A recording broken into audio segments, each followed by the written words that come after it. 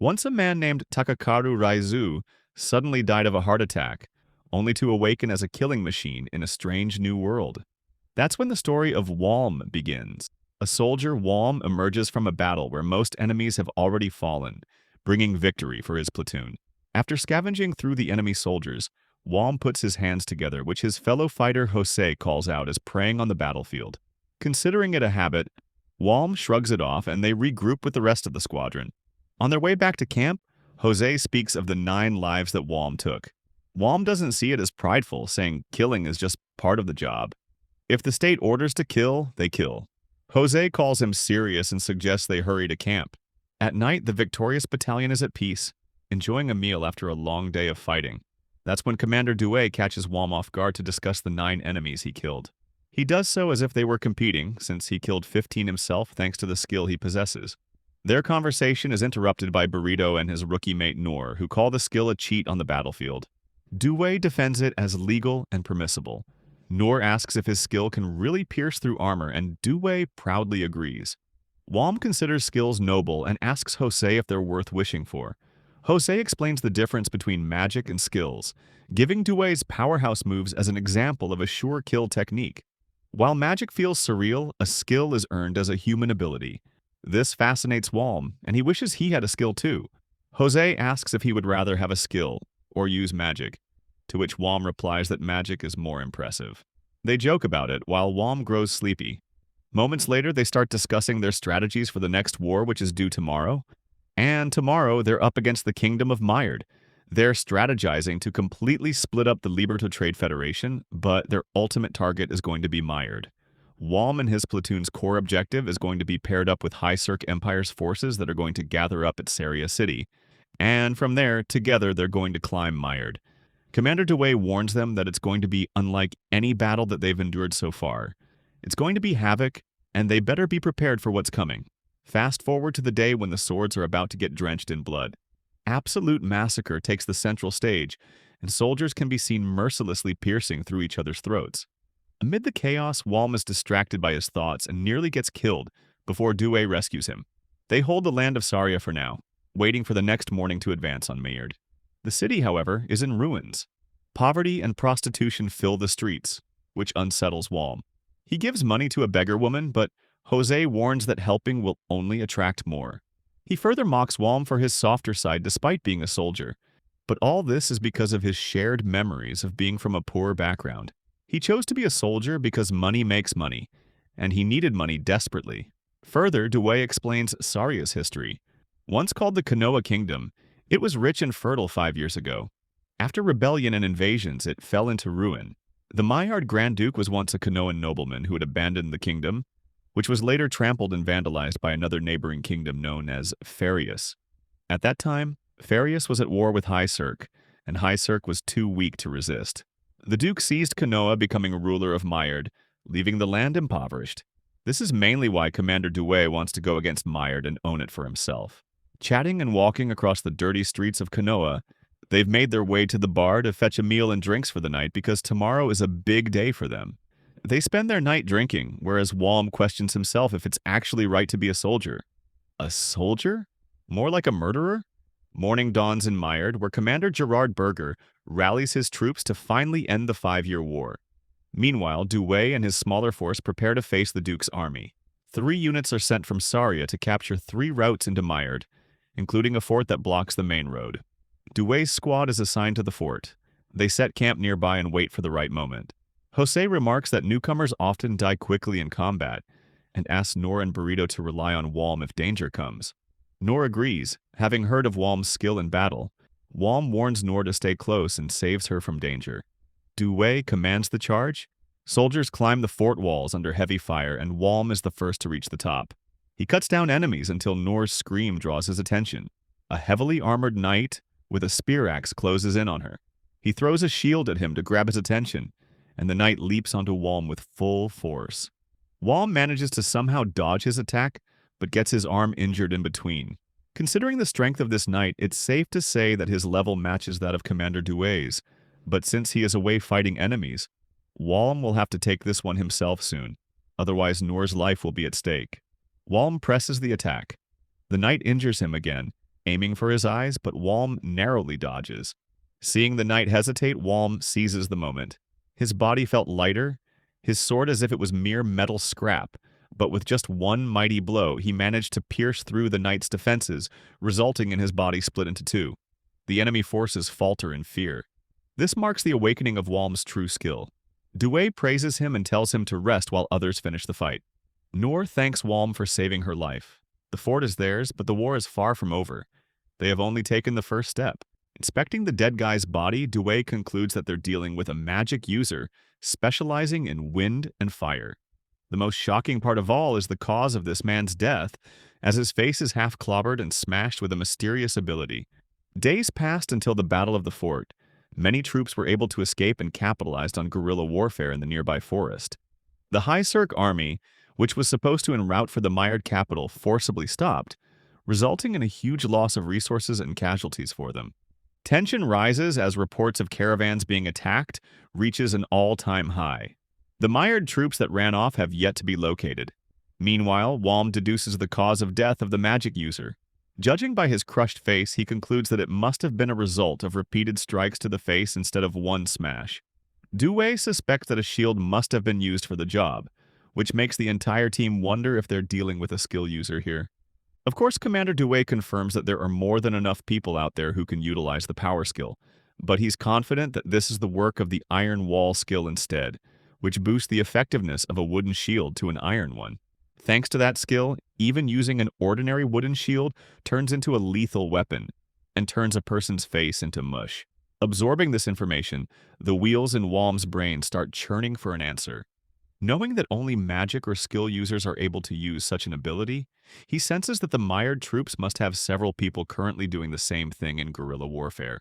Long story short, things are looking bad. The team learns that an entire search party's attempts to find the caravan were proven unsuccessful. Instead, they're the ones who suffered 30 casualties. Despite their easy victory over their enemies at the fort, it is natural to predict the enemy's downfall. But the complete opposite is happening, and the mired troops appear more resilient than ever. Smoking a cigarette, Walm theorizes if the smell of tobacco is being detected in the environment. Jose argues otherwise, stating that it would be ridiculous because their own bodily stench is stronger than the smell of tobacco. Burrito casually asks if he can wear some perfume while he's at it, prompting his team to make fun of the guy because they think he should pair it with a cute skirt too. Noor takes the spotlight by highlighting a dead man's body, hanging like a fruit from a tree branch. As if he's proud to see the corpse, Jose explains that these forest people actually sold information to their enemies, so they were hanged for it. His heartless admittance leaves Noor at a loss for words, while Walm senses her discomfort and calls her out, expressing that he wasn't used to seeing horrible things either. But he started feeling less disgust when someone advised him what these people did to their own allies. Still, Noor finds herself lost in thought, as if she feels sorry. Walm doesn't say a word and keeps busy to himself. The rest of them are discussing plans to take out the enemy troops so they can steal their loot. However, Jose reminds everyone that they're dealing with strong magic and skill users, so it won't be a walk in the park. Instead, it will be like fighting Due and Walm at the same time. Burrito admits that it's going to be tough for them, even if they had a numbers advantage, while Walm wonders why he's not being treated in the class of a normal soldier. Suddenly, a loud explosion alerts the attention of the group. Jose senses that something is happening in 400 meters and has likely spiraled with their search network. Deciding to target them from the right, Commander Due orders his team to defeat every last one of them. Walm and the others are approaching fast until he locates the mired troops. One of the enemy soldiers spots him and alerts everyone of the flanking reinforcements. However, it's already too late for him as our protagonist slices open his head with his weapon. Moving on to his next target, Walm slaughters his enemies. Suddenly, Jose notices something that settles him. He realizes that they're dealing with the leading adventurers party. The long-haired young man from their team urges for their escape, knowing that enemy soldiers are moving in on the attack. Their team captain also appears to be doing well. Meanwhile, Noor inquires about the adventurer party and learns that these people are responsible for annihilating demons and clearing dungeons. Finally, it all starts to click in Walm's head. It was never the Miard troops that were capable of defeating their men. It was actually the adventurers party and the elite knights. The battle rages on with Due overwhelming one of the enemy forces. This guy has a shield on him and blocks his attack. leading the commander to suspect that he's the one with the iron wall skill. It bothers him that the guild decided to go back on its position of neutrality from abstaining in the war, but strangely, they've decided to participate all of a sudden. His opponent sarcastically remarks that he and his friends are doing it out of their own free will. Focusing on Walm, he senses an attack coming from behind. Swiftly maneuvering himself, he dodges the wind strike, which goes on to slice off one of the soldiers' heads. Realizing that he's dealing with a competent wind-type magic user, Walm focuses on his surroundings by ducking and sensing where the attack came from. At last, he spots the person responsible. She's the captain of the adventurers' party, and though she's merely a child, Walm can't afford to let a magic user run free. Adopting his murderous intent, he goes for the kill and pushes ahead. The elite knights quickly swoop in to protect the magic user, but their efforts are pitifully useless in the end, as Walm capably disarms one of them, literally, and then goes on to slash the other guy clean. With both men spooling out blood on the ground, one of them begs to be spared. But in Walm's eyes, he ruthlessly declares that no one's coming to help any of them. Coldly, he murders the soldier with a slash, ensuing a moment of silence and frustration for the young magic user. She roars her frustrations, questioning how someone like him is capable of taking a life so easily. Her hard-hitting words slow Walm down for a moment, but his eyes quickly adjust to the dread and he educates his enemy that this is normal on the battlefield. He also reminds her that she's responsible for killing people for the sake of her side too, so there's no point in discussing anything. In a last-ditch effort to strike him down, the magic user releases another wind strike. Except it is predictable and the same as last time, making it easy for Walm to evade it and get close to her. He's seconds away from ending her life. Walm charges his battle axe and reaches for her neck, when suddenly something stops him. His eyes widen in shock when he sees her raising her shield with a power skill. But it doesn't mean anything, because Walm cuts off the shield and deals considerable damage to the magic user. She topples down with a sliced arm, clutched to her injury. Walm analyzes this brief interaction and recalls that she changed into a defensive stance right when she was about to be killed. This shows that she's well-trained with good war experience, so he doesn't understand why she felt so angry at him. Suddenly, he realizes the problem. Despite her abilities, he realizes that she's not used to killing others. Walking up to her in her miserable state, Walm orders her to surrender with a machine-like cold expression on his face. His haunting demeanor causes her to panic and lash out at him with random wind strikes. Though Walm is initially surprised, he catches her slipping on her feet. It brings him great joy to remind her that she too is responsible for killing a person. First, he takes out her weapon with a swing, which leads her to wonder if this is the end of the line for her. Aiming for the killing blow, Walm aims to pierce her body when he senses someone approaching from his side. Deeming it to be a threat, he quickly turns back to block the hit. Despite Walm successfully being able to defend himself, he narrowly escapes a critical blow. Reclaiming some distance, he takes a look at his assailant. This young man is a swordmaster who urges his leader to stay behind.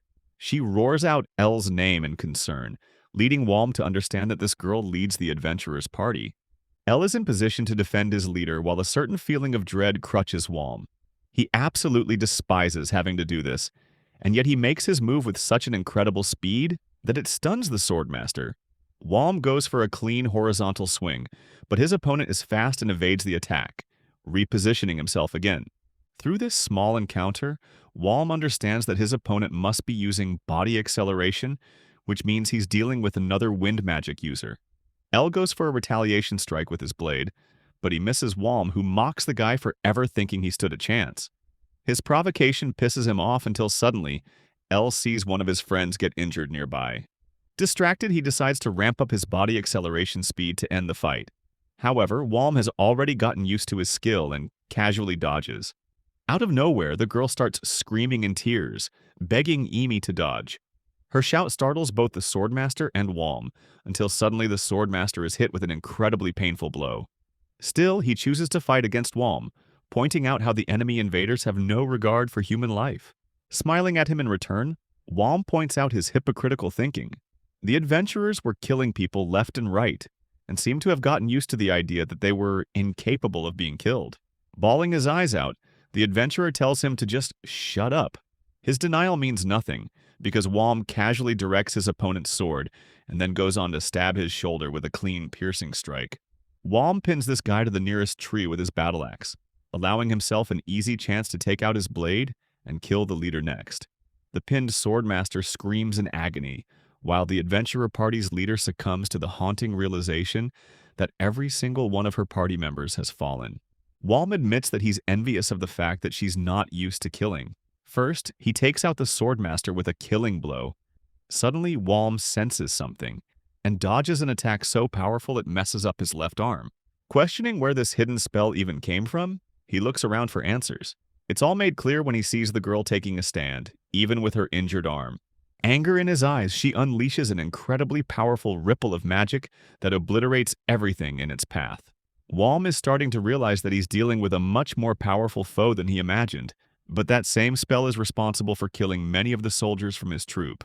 Due alerts the team that they're dealing with an area of effect user, so it's best to split up. When the dust settles, Walm comes out to confront her, but realizes that she ran away to escape. After the fight, Due and Jose discuss the scale of the magic spell. They predict that whoever unleashed it must have suffered immense backlash from using the ability. Jose inquires if they should chase after her, but his commander explains that there's no point in doing meaningless work. Instead, Due intends to lead his men toward the Maillard capital. Back to our protagonist, Walm inspects his bruised arm and reflects how competent those adventurers were. Their only flaw was being unable to kill on the battlefield when needed, or else this fight would have turned out a lot differently. Still, he can't help but feel paralyzed by the girl's expression. Walm knows that he doesn't enjoy killing either. As for the girl, she's last seen escaping in tears, questioning what kind of monster she was dealing with back there. A while passes after the battle, and the soldiers have gone on a break. Willett extends his hand, instructing Walm to grab hold of it. He knows that Walm is keen on learning magic, so he thinks this is a good opportunity to teach him. Excited, Walm grabs his hand right away. Their intertwined hands appear strange in the eyes of Noor until Jose explains that Willett is transferring his own magical energy to Walm through this procedure. Thanks to this test, they'll be able to learn if Walm has the ability to wield magic or not. If he does, he can shoot fireballs and water spears much like Willett does. Jose teases them by saying they're having an intimate moment through hand-holding. Walm's irritation shows on his face while Willett urges him to keep focusing. He closes his eyes shut, sensing a cold feeling, to which Willett confirms it's a requirement before using elemental magic. Parting their hands, he instructs Walm to keep focusing on the palms of his own hands and visualize the flow of water. Heeding his advice, he visualizes the image of a flowing river, until suddenly a water ball emerges out of nowhere in his palm. Excited, Walm thinks that he's conquered magic, but in Wheelot's eyes, his level is one of sheer disappointment. He emphasizes that it's useless and decides to take a different approach by instructing Walm to become a human, just like he is. Due laughs at the realization that they've got 2 human wells to use at their disposal. The magic user urges Walm not to sweat, because it will hinder his magical power. If he fails to control his water excretions, he'll end up in a drained state. The thing about water magic is that it requires less mana compared to the usual skill. This makes Walm question if he's been using magic this entire time, even though he was told he was a skill user. Willett corrects him and confirms that in fact, all skills in body enforcement magic requires magical power. The distinction lies in whether or not the magic is elemental, like unleashing fireballs, or if it's technique-based, like using a power attack or an iron wall ability. Both are ultimately magic but in different forms. Willett is shocked that he's unaware of such a basic concept, to which Walm states that he didn't receive any education in his childhood as the son of a farmer. Next up, Willett thinks it's time to test his aptitude for fire magic. Walm sits down across from him in a state of meditation, when suddenly Willett's attention is stolen by a bunch of guys. When he turns to look at Walm, he is stunned by him being able to unleash a column of flames. Helpless and feeling hot, he begs Willett for advice. In the next scene, Walm is out here testing the extent of his fire magic. His magic threatens to burn the entire camp with its scale. It even burns Burrito's hair. Walm realizes that he's making a mess and begs the magic user to help him stop the chaos. Willett calmly casts a bubble of water magic and engulfs him whole, preventing the flames. He then chucks his body right into a nearby pond, causing Walm to hit his head. He really doesn't like the way he just got ragdolled. The magic user extends his hand and pulls his friend back up. Willett is supremely impressed to admit that Walm is capable of fire magic and urges them to continue their training. While they're busy, the scene cuts to Commander Dewey, who finds a messenger from the Allied troops. Apparently, Captain Ligurian has laid out an order specifically for Dewey, which puts a smile on his face and he feels curious about its contents. The messenger suddenly declares that Commander Dewey and his team are crazy, a reaction that the commander didn't expect. Fast forwarding ahead, we see Walm discussing the strategy they were briefed to follow. Dewey's squad is supposed to merge with the main battalion, commencing the start of another war in the plains of Reref region. This location threatens the defeat of the High Cirque Empire, as Maillard and Farius, both enemy nations, have supreme advantage over terrain. It's suspected that their army will move to attack the Maillard army first. Lord Farius Winson is currently discussing battle strategy with his council members. It's shocking to them how the High Cirque soldiers are crazy enough to take on their army of 6,000. Lord Farius thinks that it's going to be an easy way to demolish them and make an example out of their corpses. He suspects that the Maillard army will first be attacked by Jeff's cavalry battalion, as understandably the High Cirque forces are clever, and will send their best troops for this mission. However, Lord Farius declares that they're not their main enemies. He roars his men to seize the victory for their king. The thing is, this man is planning to take out both Maillard and High Cirque today so that he can rule alone. Lord Farius spots the High Cirque troops in the distance and realizes that they've already begun moving, thus commencing the start of the war.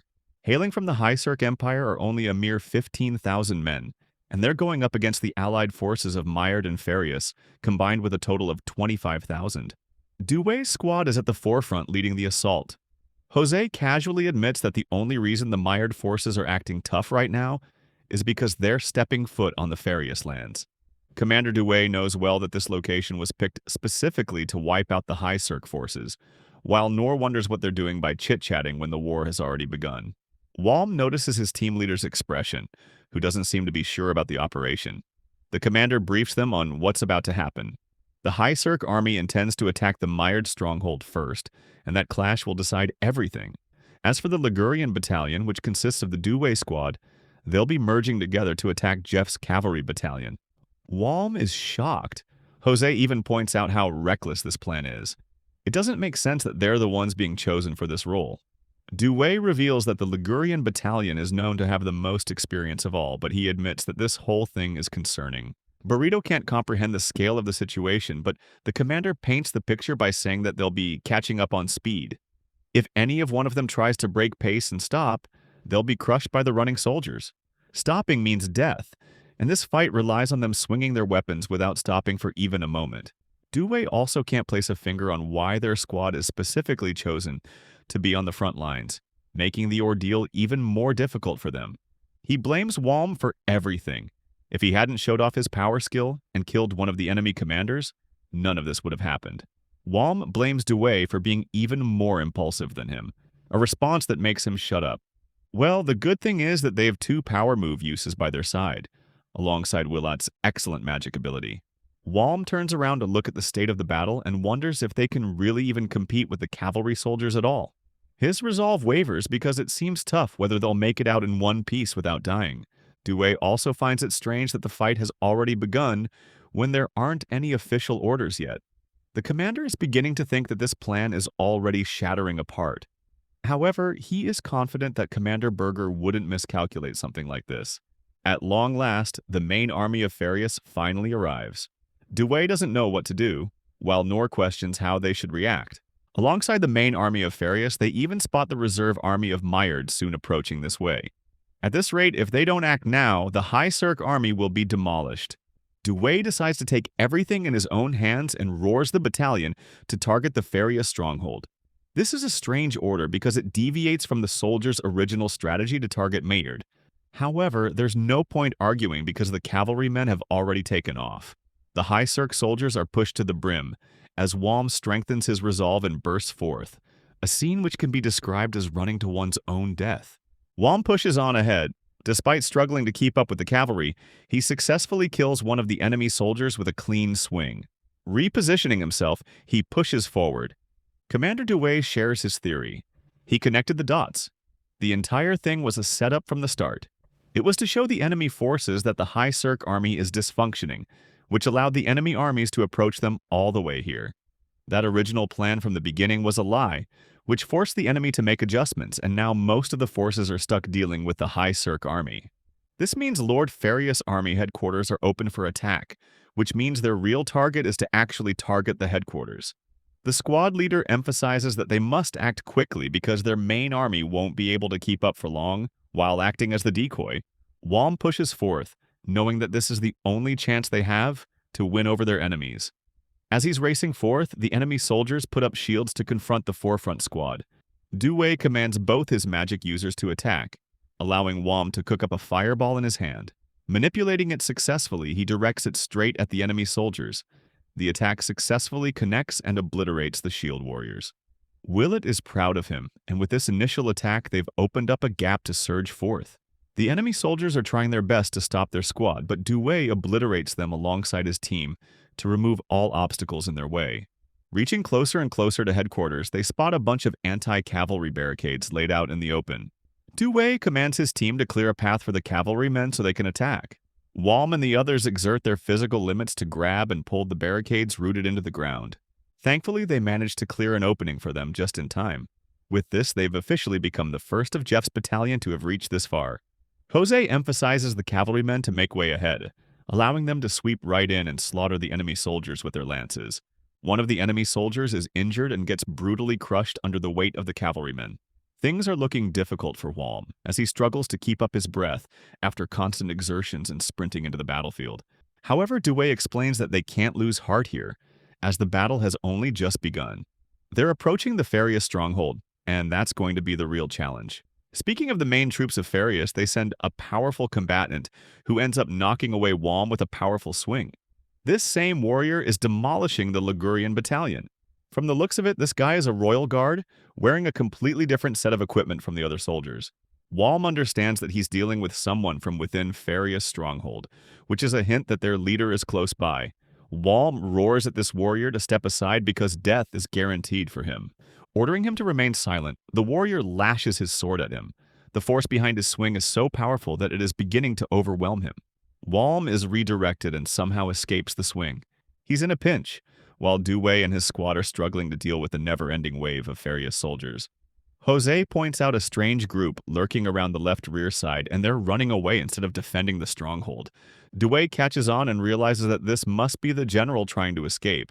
He asks his men to partner up with him for the mission, but unfortunately all of them are busy dealing with dozens of soldiers at a time. Commander Due is caught in a desperate situation. This is the only chance he has of killing their general, and he realizes that these enemy soldiers are merely a distraction for the general's escape plan. Due becomes outrageous in his fury, annoyed that the enemy forces lack honor on the battlefield. Back to Walm, he confronts the royal guard and decides to use his power move, but despite his best shot, he is still overwhelmed even with the usage of his skill. In the end, the royal guard sends our protagonist flying from the impact, knocking Walm's body with a heavy crash. He coughs out blood and can barely move, but despite his injuries, Walm's body is screaming to burn this man down. His only shot of defeating this guy is using fire magic, but even a fireball won't be enough against his fully armored opponent. As long as they're protecting the stronghold, it will be impossible to reach their headquarters. The war will be lost if the general manages to get away. That means everything rests on his shoulders. Walm intends to let loose and unleash the strongest of his flames. He does that by engulfing everything around him with a column of fire, causing his opponent to feel alarmed. The enemy soldiers are terrified by the magic user. They want to stop him, but thanks to Jose and the others, they're incapable of reaching Walm. The field burns with Walm expending more of his flames. Jose urges Noor and Burrito to keep their distance from their friend, or else they'll all get caught in his flames. The royal guard can't believe how far this man is willing to go. Declaring that he'll kill Walm here and now, he rides forth for another swing. The opportune moment arrives, but the moment the royal guard swings his sword, his weapon is literally sliced off by the molten flames. Engulfed by the incinerating flames, the royal guard questions what's going on. Those same flames turned into a bluish hue and became even more intense than regular fire magic. Walm decimates his opponent to ashes, leaving everything around him burning. Back at the Farius stronghold, Lord Farius receives important news that things have gone south on them. One of the council members suggests that they join the main battalion, or else the general is at risk of being killed, which will destroy the army as a whole. Pissed off, Lord Farius refuses to seize control of his stronghold and runs away like a coward. Suddenly, one of the injured soldiers comes to inform him that their anti-cavalry fences have been destroyed. Lord Farius quickly realizes just how bad things have gotten, while his men urge him to get moving. When the ruler steps outside, he sees everything engulfed in blue flames. The sight of these blue flames remind him of a conversation he had with one of his ministers, who informed him that blue fire represented a gateway to hell. If it's here, then that signifies death is lingering close by. An overwhelmed Farius sweats profusely, observing the ignis fatuus or the blue flames. Ahead of him is the man responsible for opening the gates of hell and decorating the enemy soldiers with death. Walm stares at him, before confessing that his next attack will be aimed at the commanding general. Lord Farius comes to grapple with the idea that this guy is a normal soldier, and yet he has the ego to speak down to the commander of both the expedition forces. Walm takes a moment to question if he's dealing with the real Farius or if this is some kind of duplicate. Ultimately, he admits that it's the real commanding general and orders him to surrender. Walm could easily kill this man right away, but he doesn't have any orders to radically do such a thing. In circumstances like these, it's much more beneficial to hold enemy superiors as captives. Lord Farius replies that he's capable of fighting with his arms, and thus he wields a sword for his own pride. He can see that his men are fighting for his cause, and because of that, he refuses to surrender. Farius unsheathes his blade, and the battle begins. Walm dodges his first attack and returns a wide swing with his weapon. He contemplates the words of the commanding general and realizes that if he hadn't responded to that attack properly just now, he would have received a fatal wound. Previously, Walm suspected that the commanding general merely had his title because of his royal status, but he admits that Farius is extremely powerful. In any ordinary circumstance, Walm would have the advantage, but right now he's fatigued from all the running and the exhaustion of his mina. No skills or magic are left at his disposal, which makes him wonder how he should defeat this guy. In the middle of his contemplation, Farius comes flying with a sword swing aimed at Walm's head. Luckily, he's able to evade just in time, and using this opening, he tries to pierce the commander with a strike of his own. That doesn't go too well for him, because Farius ends up blocking the attack, frustrating Walm that he can't expose any weak spots here.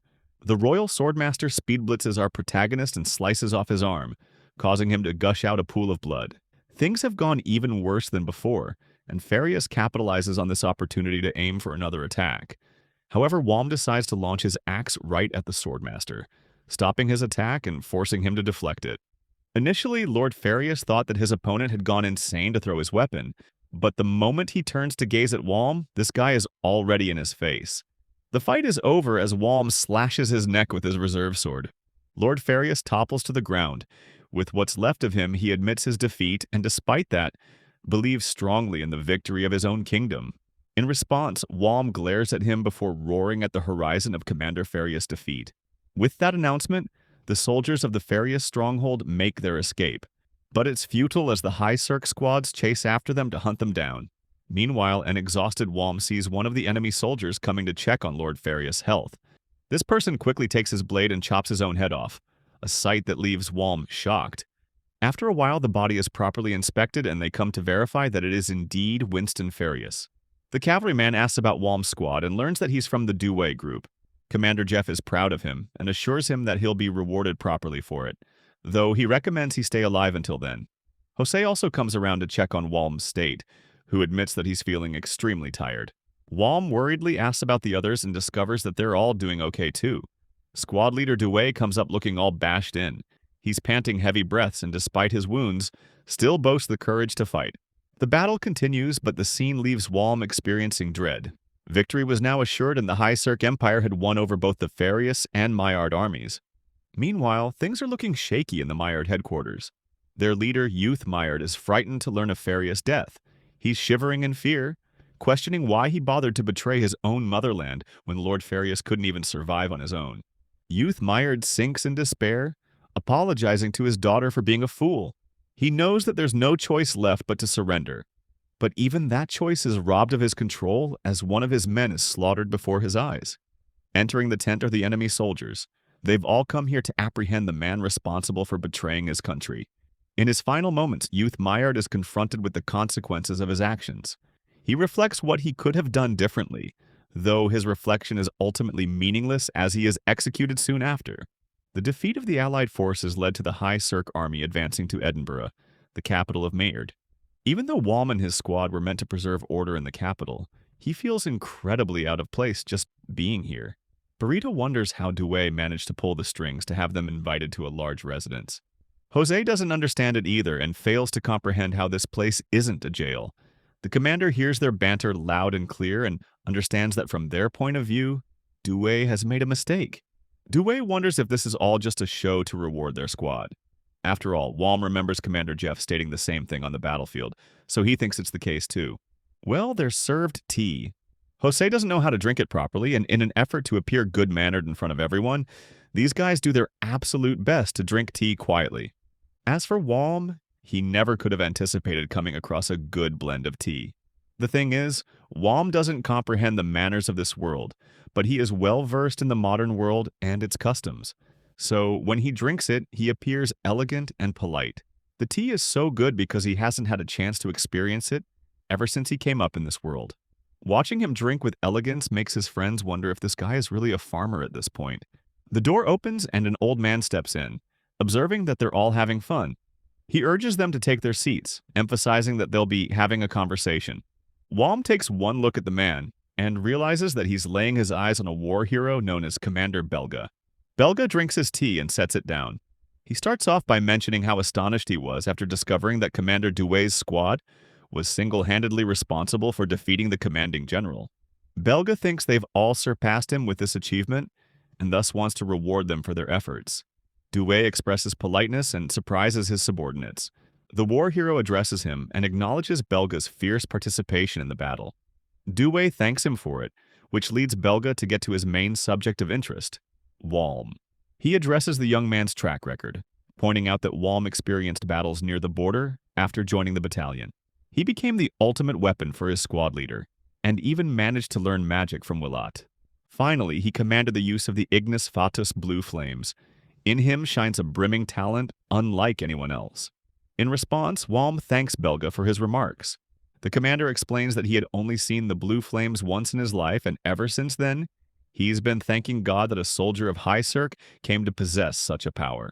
The blue flames are terrifying beyond one's imagination, and any hero who possessed them in the past was well known for this ability. Walm is now one of those people. Saying this, Belga orders Lynette to bring the prized object. It's revealed to be an Oni mask that was originally worn by a party of otherworlders who fought against the Three Nations. The mask is coveted in history, but one thing is for certain. The wielder of the mask in the past was capable of using the blue flames. Belga urges Walm to try it on, so he does exactly that by wearing it.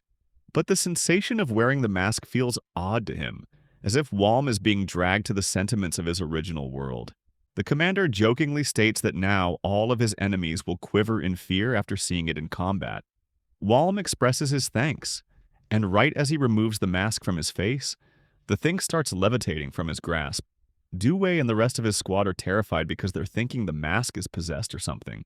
While they're out here losing their marbles, Belga laughs uncontrollably, incapable of stopping himself from the stomachache he got from their reactions. Belga finally reveals that the mask appears to like its new owner. Due to its unordinary nature, it is capable of syncing with one's emotions. The good thing is that it hasn't tried to harm Walm yet, which shows that it likes him. In this world, Belga highlights that certain weapons possess a will of their own, and this mask specifically is known for being stubborn in its taste. At least now it has found a good owner to fit its power. After the meeting, Dewey and his squad are walking in the hall, when Jose wonders how Walm is going to use the mask.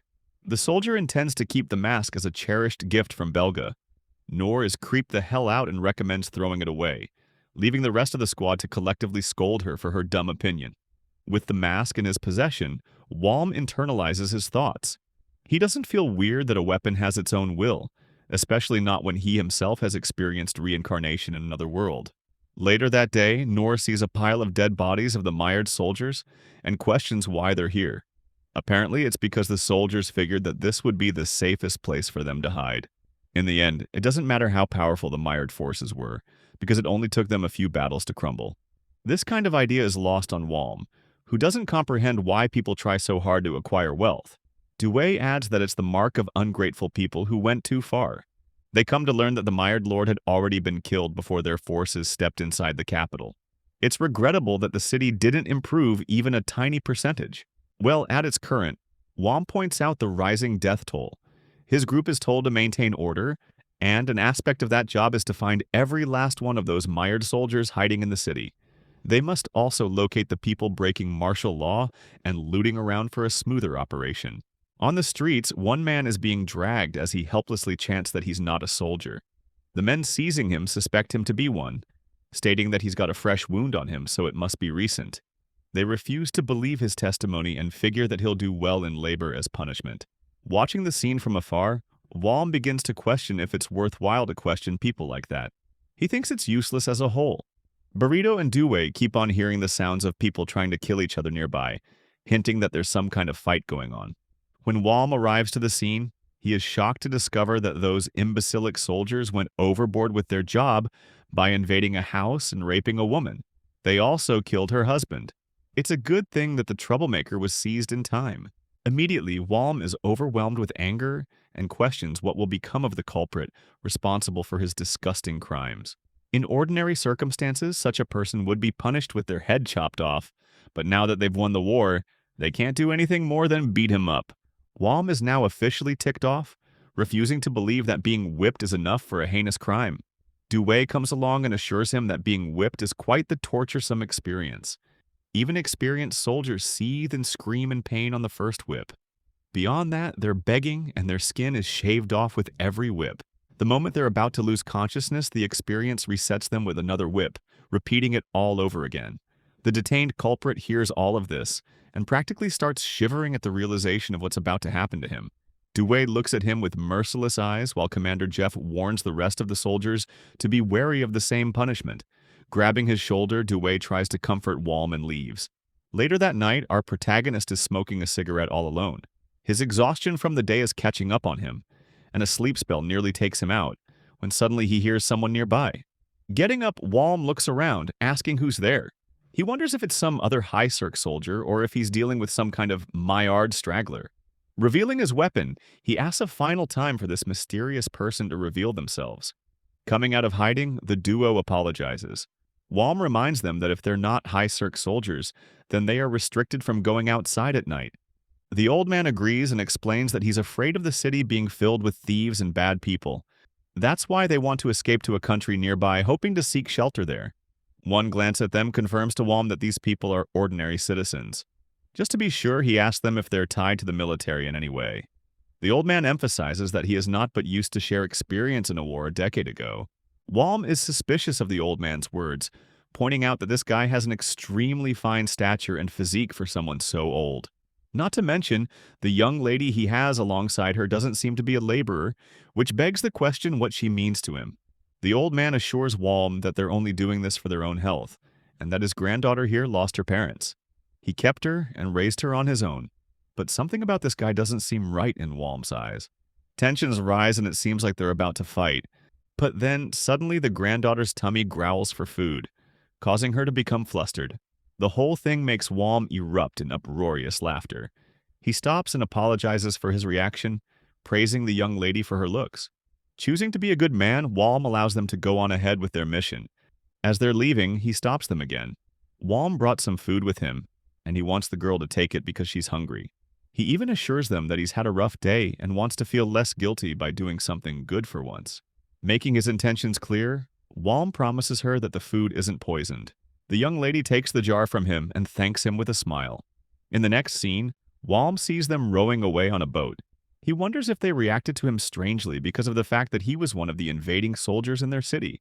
There's no doubt in his mind that he was responsible for killing their family, and his heinous actions can't be forgiven by simply offering someone food to eat.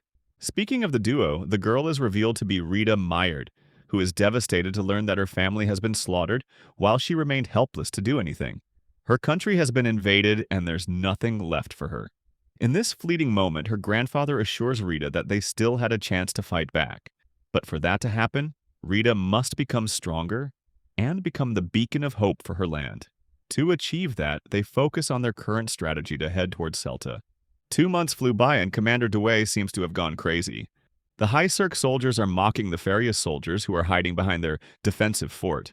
Dewey orders them to sing louder and louder to break the enemy's spirit. Their tactic appears to be working as the enemy soldiers can't bear the noise. This area is dubbed cleared by the commander, and he suggests heading back. 2 months right after the siege of the Maillard capital, the High Cirque army ventured towards Farius. Thanks to their involvement in assisting Maillard using their forces, they had none left to protect their own borders. The High Cirque army understood this weakness, so they began splitting up to target the villages and towns on the border to surrender. The battalion split up into 2 groups, with the first one targeting the inland area while the second one kept the Farius army busy, ensuring that it wouldn't be flanked. Our protagonist is currently part of this second group, which intends to besiege the Refen mine around the border. That leads us to the current state of things, where Dewey and his squad are going around taking control of the mines. Thanks to their oppressive forces, they cornered the Farius soldiers back to their forts, allowing them to stack up on their numbers while also maintaining the high ground. Despite his lust for battle, Commander Dewey understands that it's inefficient to try taking down even one of the forts. That's why they're just launching a harassing campaign to scare the soldiers and break their spirits first, before directly launching an attack and wiping them out. The men on the forts are cursing out the High Cirque soldiers for being barbarians, which only adds to Dewey's entertainment. While this is happening, Walm points out that their objective here is to make the enemy soldiers run out of resources. It's an amusing fight compared to the hell they experienced earlier. 2 weeks pass just like that, and both parties are still the same. Knowing that there isn't any immediate fighting going on, Dewey instructs his squad to train to keep them busy. Willett and Walm venture into a mine, where the magic user criticizes Walm for being a liability when it comes to battle. He runs the risk of harming his own allies because his usage of the blue flames is out of the ordinary. In the worst-case scenario, Walm could potentially kill his own platoon, which is why Willett has brought him to an abandoned mine to train him. Moments later, the soldier visualizes an image of fire and unleashes the blue flames. While they're training inside, Jose and the others are busy sword fighting and sparring against each other to keep busy. Dewey defeats both Burrito and Nor at the same time. Burrito tries to get back up, but he sneezes so loud that Nor makes fun of him for it. Annoyed, he declares that he'll kill them all. But in the end, the guy gets bitch slapped across the face by his captain and gets knocked out. Again, Burrito ends up being clowned by everyone. A few days passed, and at last, Walm is beginning to see some progress in his ability to control the blue flames. However, an even bigger problem has replaced the old one. Right now, his maximum capacity to use the Ignis Fatuus is a pathetic 30-second duration before his body reaches its limit. If he takes the risk of using it for 40 seconds, he'll run out of mana, rendering his skills unusable. He acknowledges an even bigger risk of death if the flames are used for too long. Jose knocks Walm out of his daydream and asks if he's finished already, to which he responds by agreeing that he can't go on any longer without collapsing. He came here to check on the guy because he still hadn't come out of the training grounds. But Walm points out that Jose actually came for the delicious chicken instead. It's a bit disappointing to Walm that they're using his ability to heat up food. But then again, Jose is a good cook, so it evens out the effort for both of them. Outside, they let loose the delicious smell of chicken to reach all the way to the defensive fort. This is one other psychological plan to break their enemy's fighting spirit. Walm states that at the end of the day, people wanted to eat as much as they could. Jose shares his opinion that good food should always be a requirement on the battlefield, and he tosses a piece of chicken to him. Walm takes a bite and internalizes how delicious it is. However, he denies it in front of Jose and says that he's only eating because using the blue flames completely exhausted his body. As they're setting up camps for the night, Jose remarks that their days of living this kind of lifestyle are numbered. Confused, Walm asks him what he implies. Jose takes a moment to think and explains that it's strange how the number of fleeing soldiers is increasing day by day. It's like they're incapable of having the will to fight anymore, so they're just surrendering everything. Walm thinks it must be thanks to the harassing campaign, and while Jose agrees, he argues that the smell of his chicken must also be a contributing factor in their enemy's demise. Walm is baffled by his serious remark, causing his friend to roar in laughter. Jose decides to get serious and explains what he really means. For an ordinary Farius soldier, these walls are cages. They're surrounded by enemy forces, and there is the never-ending sound of battle raging outside. Then there's the fact that they need to manage their resources to eat and survive, while their enemies are celebrating with delicious feasts just outside. All in all, Jose thinks that it's going to be impossible for the Farius soldiers to resist the pressure, and inevitably their miserable spirits will be shattered. Hearing his take, Walm is starting to feel guilty all of a sudden.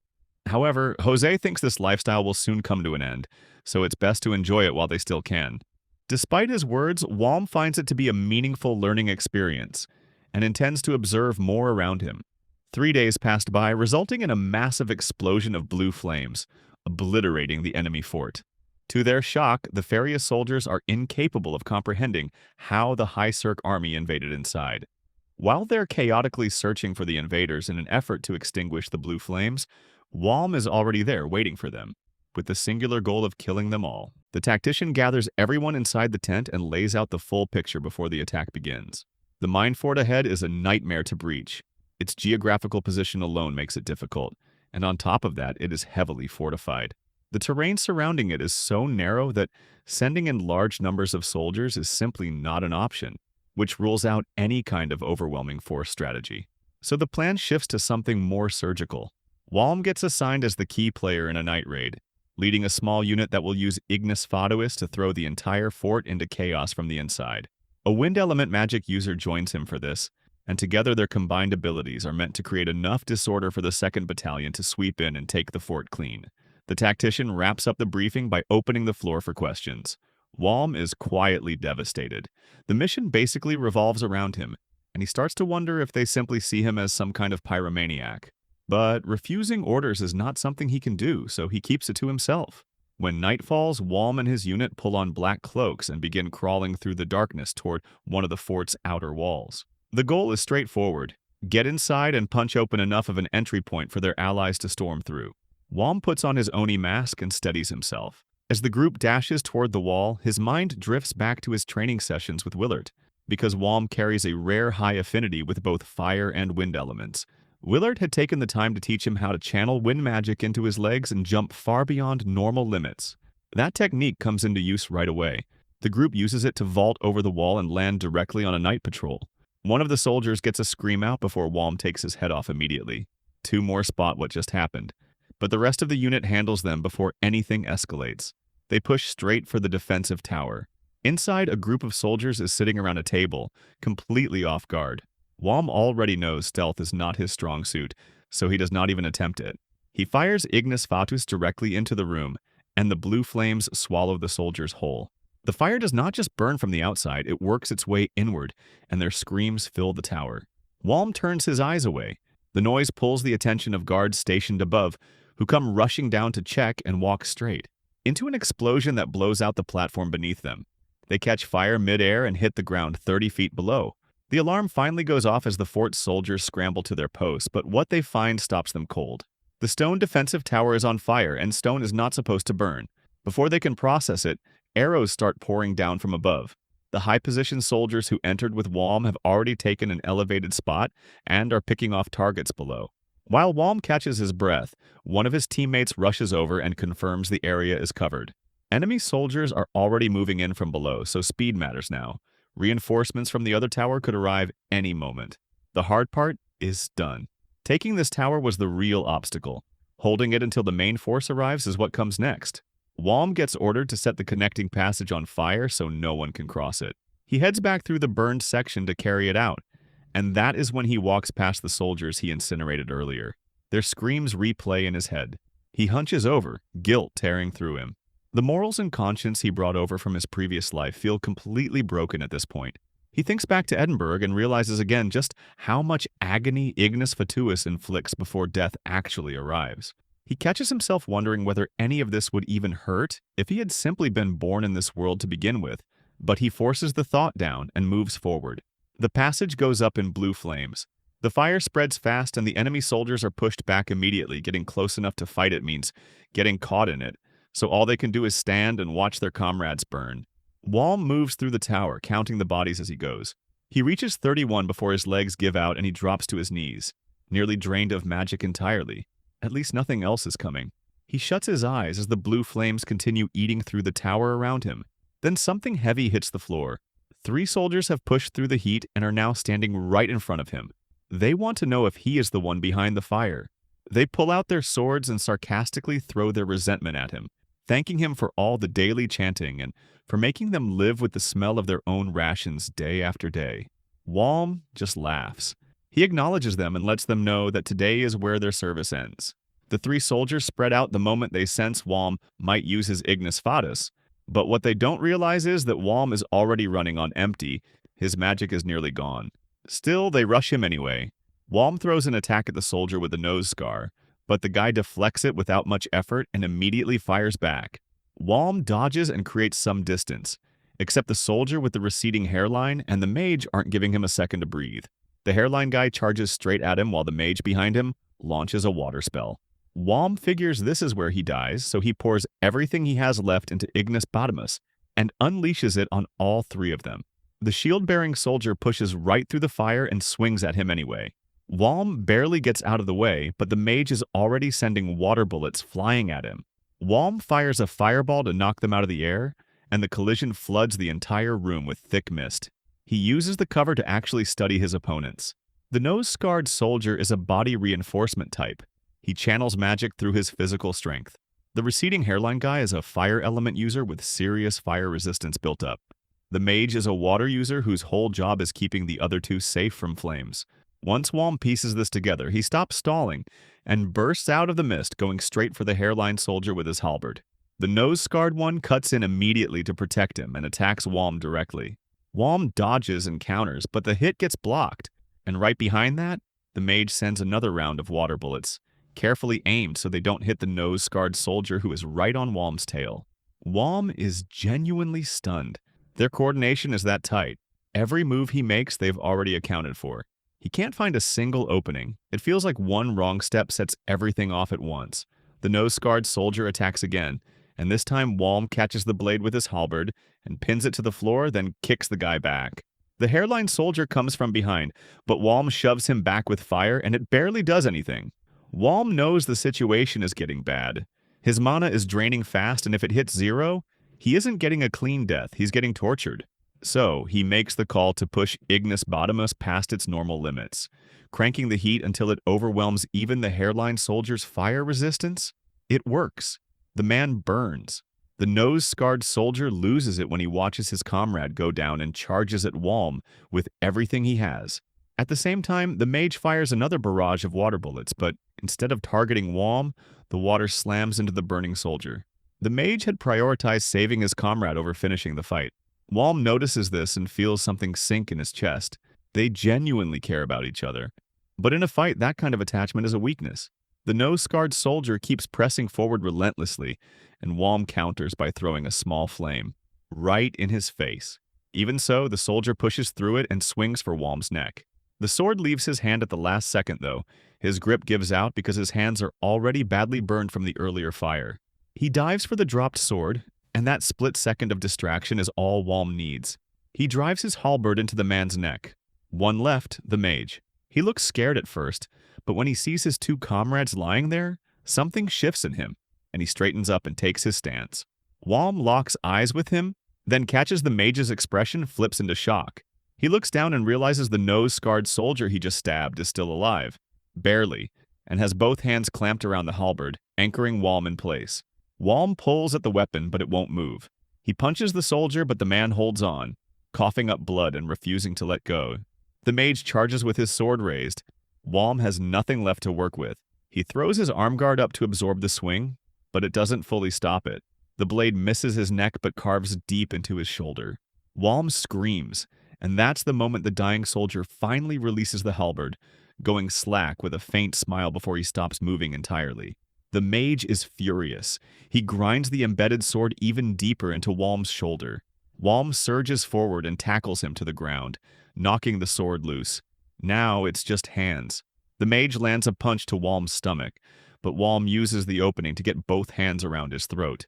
The mage lifts him and slams him into the floor, but Walm shifts his body weight and locks him into a chokehold from behind. The mage thrashes, kicking, clawing, until he goes limp. Walm releases him, gets up, and then drives his halberd through the mage's chest just to be certain. He sits down and pulls off his mask, finally breathing. All three are dead. What Walm doesn't notice is that the hairline soldier, the one who burned, has gotten back up behind him, sword in hand, already mid-swing. Then an arrow punches through the back of the man's skull, and he drops immediately. One of the soldiers who'd come with Walm is standing there with the shot. Walm acknowledges it, but points out that showing up earlier would have been more useful since he'd nearly been carved apart. The soldier's response is straightforward. Walking into a room on fire wasn't something he was prepared to do. The soldier notices Walm's shoulder is bleeding heavily, so he pulls him outside and props him against a wall, then heads off to find bandages. Walm notices something next to him and points it out. The soldier just tells him to sit tight with his company and leaves. It takes Walm a moment to realize the charred body leaned against the wall beside him is someone he killed. The weight of that settles over him quietly. Down below, the main army finally breaks through the castle gate, and the cheering starts pouring up. The mask beside him begins to vibrate, and Walm can't quite understand how any of these people are finding something to celebrate right now. Meanwhile, in the Kingdom of Christ, representatives from Liberatoa and Farius have gathered to figure out what to do about High Cirque's rapid expansion before things spiral completely out of control.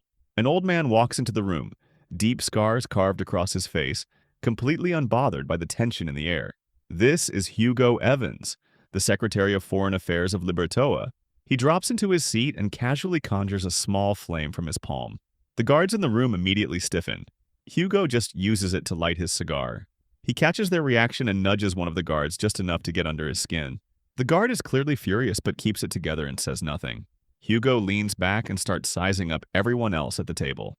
At the head sits King Chest Christ of the Kingdom of Christ, who is hosting this whole gathering. Next to him is King Barristan Furious of the Fias Kingdom, the same kingdom currently being torn apart by the High Cirque army. His eyes still carry that hard, undefeated look of someone who hasn't accepted losing yet. Part of that might be personal. Walm killed his brother after all. When Hugo turns to his left, a young woman catches his eye immediately.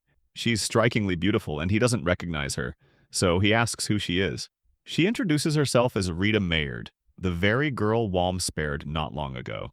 The story then shifts back 3 weeks to the fall of the fort at Reef and Mine. Walm is inside the base while a healing mage finishes examining him and clears him to get back on his feet. Around that same time, the remaining enemy soldiers had retreated deep into the mines after losing stronghold after stronghold. On paper, they had enough supplies and manpower to hold out, but endless sieges combined with relentless psychological pressure had hollowed out whatever will to fight they had left. The pattern is the same across every nearby castle and fort.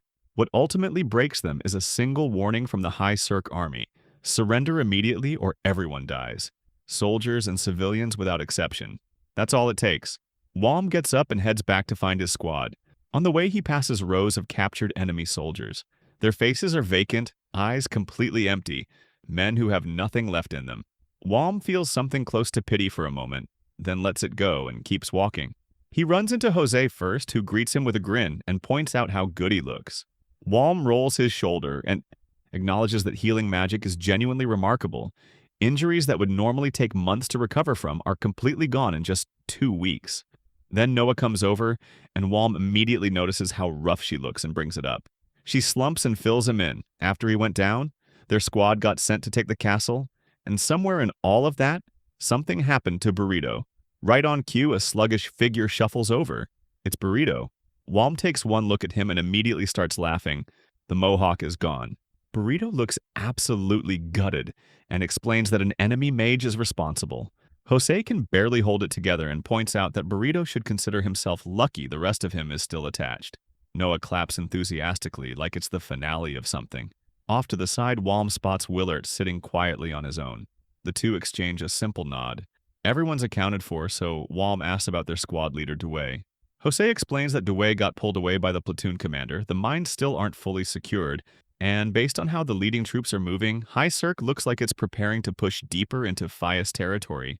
Back in the Kingdom of Christ, the meeting picks back up. Rita is now standing before the room as the representative of the Mir Duce, a claim that lands with immediate skepticism, especially from Hugo. As far as he's concerned, Mayard is already a dead nation. Its cities are gone, its people displaced. The idea of it still having a representative strikes him as almost absurd. Rita doesn't flinch. She acknowledges that most of Mard's territory is lost, but one piece remains: the land of Serta. Serta sits surrounded by a massive lake, rich in fish and lined with active trade routes. It used to be a thriving economic center, but for a long time it has been completely off limits.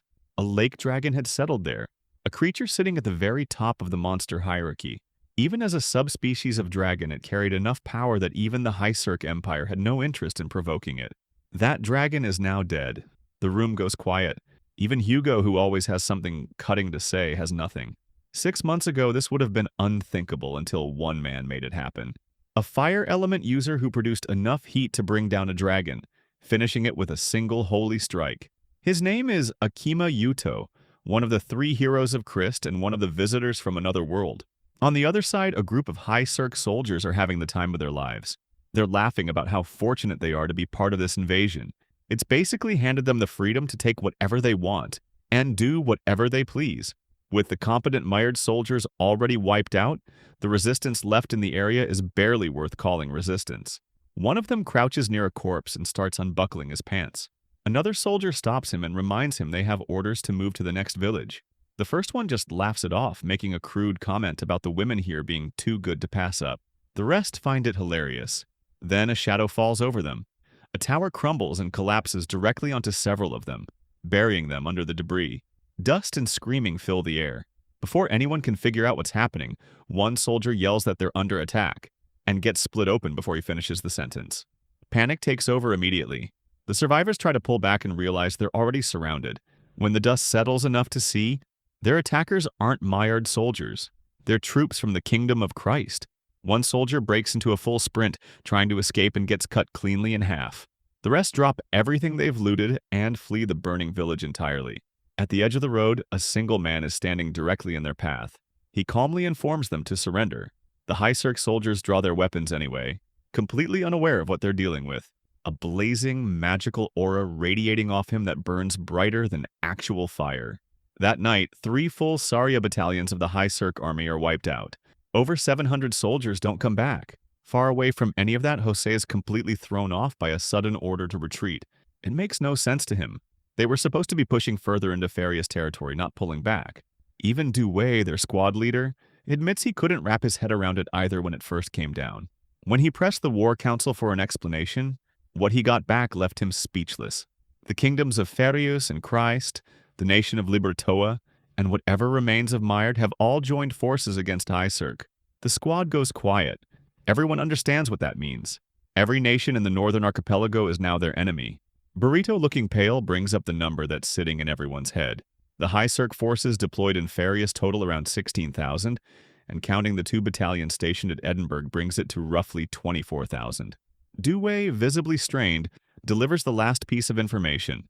The combined enemy force exceeds 60,000. Meanwhile, back in Chrysia, the royal meeting is still going. The King of Christ puts forward the idea of a 4-nation alliance, a formal pact built on both military and economic cooperation, with the Lake of Serta designated as the Central Economic Zone. The room reacts with mixed energy. Hugo finds the whole political maneuvering genuinely amusing and laughs out loud, which clearly unsettles Rita. He carries on for a moment, entertained by what kind of chaos this alliance could potentially stir up, before the sharp looks from everyone around him finally get him to stop. By the end of it, every representative at the table has agreed. The 4-nation alliance is officially established. Back at the Refin mines, Dewey's squad is holding their position at the fort. The dynamic has completely flipped. Hycerc, which had been advancing this whole time, is now pulling back. The retreat destination is the Sarajevo fortress, where the decisive battle is expected to happen.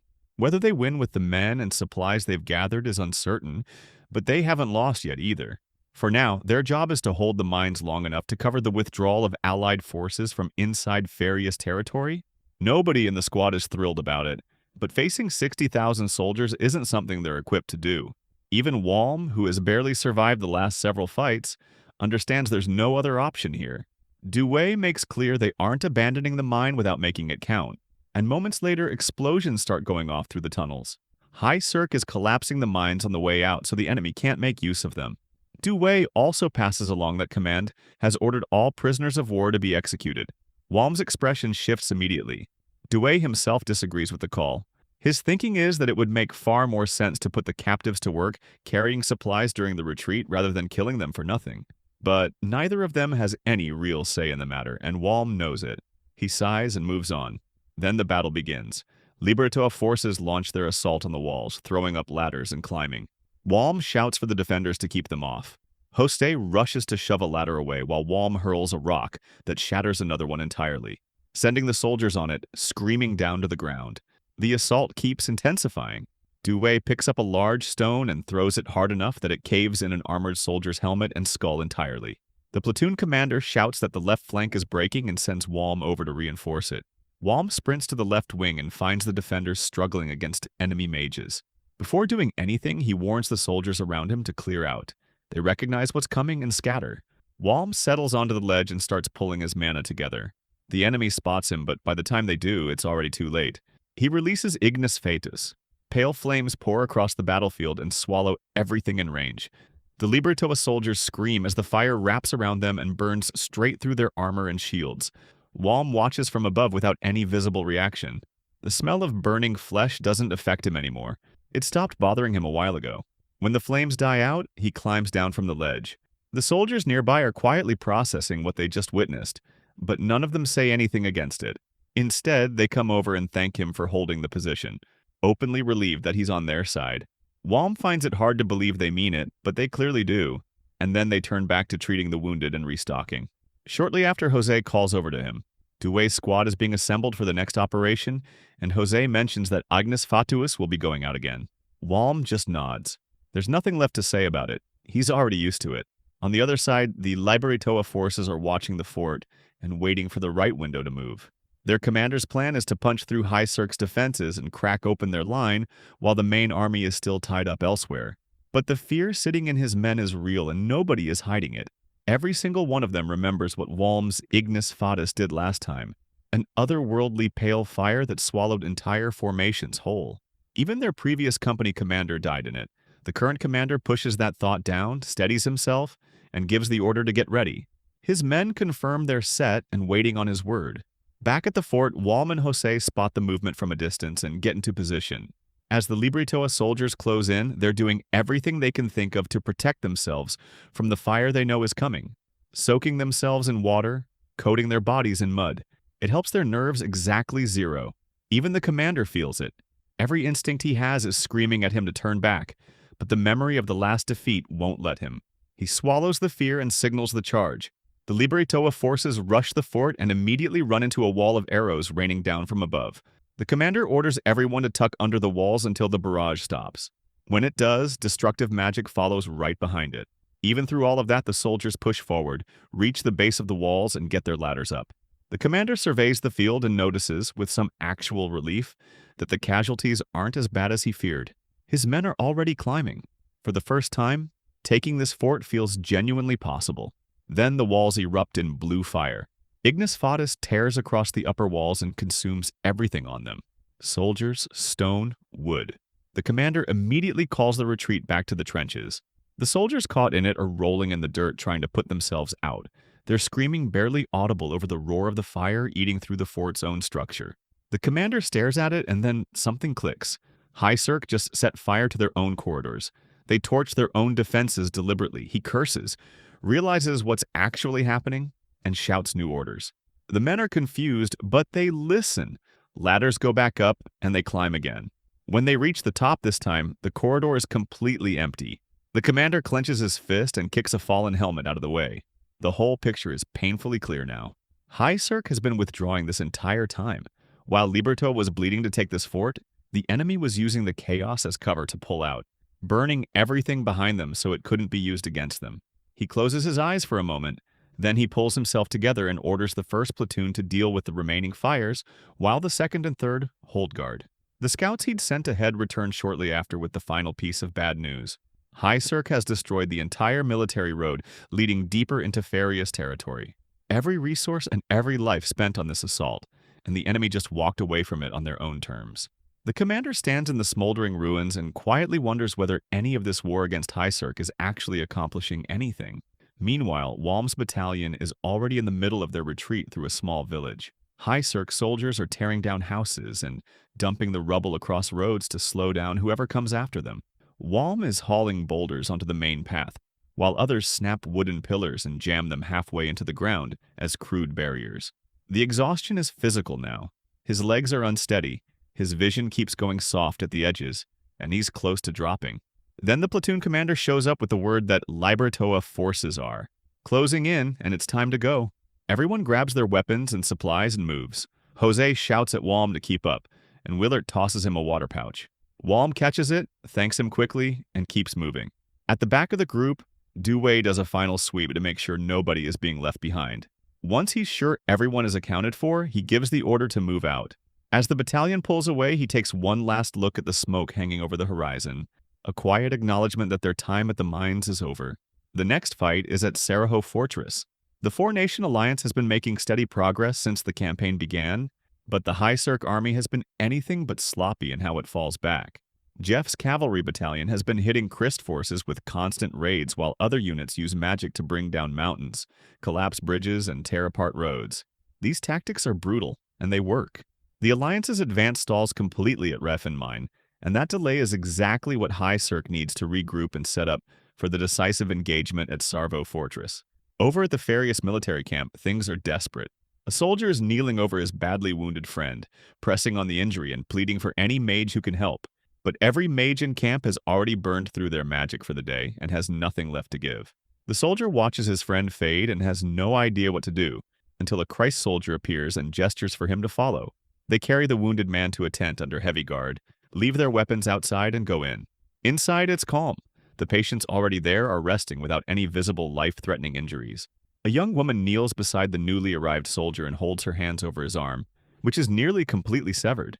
In seconds, the bones, joints, veins, and tissue rebuild themselves completely. The watching soldier can't process what he just saw. Every person brought to this tent has walked out alive. He breaks down in tears, thanking her. This is Sugimoto Ayane, one of Chris's 3 legendary heroes. The arm she just healed looks like it was never touched. Her assistant Maya steps in to tell her it's time for a break, and Ayane thanks her genuinely. Maya's support is a big part of what allows someone as inexperienced as Ayane to handle this volume of patients. Maya pushes back on the self-deprecation and tells her to stop underselling herself. She also passes along that Ayane's companions are nearby. They just drove off Jeff's cavalry battalion, and the allied knights and soldiers around them are practically celebrating on their behalf. Ayane lets herself smile at that. After wrapping up in the tent, Ayane steps outside and finds Makoto and Yuto coming back from the War Council. Makoto is still grumbling about how difficult Jeff's cavalry was to deal with. Their speed and coordination pushed even the best soldiers to their limits. Maya checks whether they've eaten, finds out they haven't, and informs them that a noble they rescued earlier donated a substantial spread of food. Soft white bread, cheese, sausages, the works. All 3 of them light up immediately and pile onto Maya in a hug. Chris's 3 heroes are visitors from another world, all of them from Japan. Asama Yuto, who killed the lake dragon, fights with holy and light-based attacks. Isaki Makoto is a prodigious mage who can use all 4 elemental magics, and Sugimoto Ayane heals any wound instantly without chant or ritual. They're still young, barely more than children, but their abilities sit in a completely different category from any ordinary soldier. Back on the road, Dewey's squad is marching steadily towards Sarvo Fortress. Walm eats his rations and keeps pace with everyone else, completely unaware that a collision between people like him and people like them is already getting closer. The Luria battalion moves through what used to be living, breathing villages, collapsed bridges, burned-out homes on both sides of the path, nothing left worth saving. As they get closer to their destination, Walm looks up and the sheer size of it stops him for a moment. Sarvo Fortress. It sits locked between steep mountains right at the border of demon territory, which means there's no going around it. Anyone moving through this region has to deal with it directly. It's the kind of position that should be nearly impossible to take. And yet, High Cirque took it in 2 days during the invasion of Farius. The reason isn't complicated. After the Battle of Edinburgh, Maillard simply didn't have enough soldiers left to hold it. When the battalion walks inside, the number of soldiers already packed into the fortress is staggering. It feels like the entire army converged on this one place.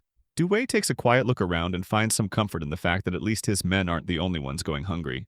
The squad settles in and eats whatever they have. There's grumbling about the tight space and the terrible rations, but the general agreement is that a packed fortress beats standing exposed on an open battlefield. Burrito makes his feelings about the food very clear, and Noah points out that when you're hungry enough, you stop having opinions about taste.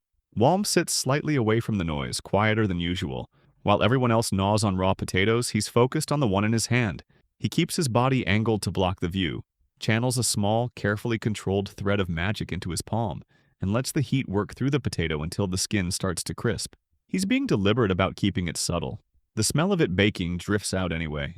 He hesitates, then takes a bite. It's simple, but it's warm and actually good. A tiny luxury that feels completely out of place in the middle of all this. It doesn't stay quiet for long. Someone calls his name. His stomach drops and he goes still for a second, already mentally kicking himself. He turns around and finds Willart standing there holding a cup of water with a potato sitting in it.